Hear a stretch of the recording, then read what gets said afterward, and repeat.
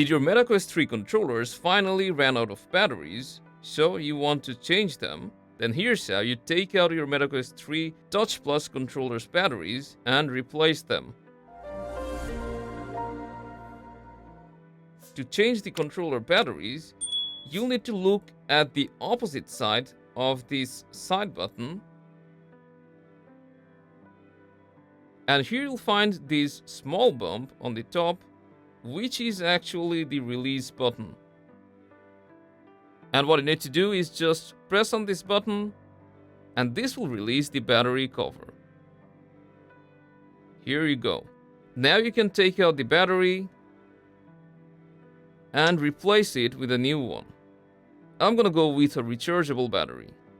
After changing the batteries, to put this cover back, you'll need to push it upwards, and it will lock back in place. Let's do the same for the second one.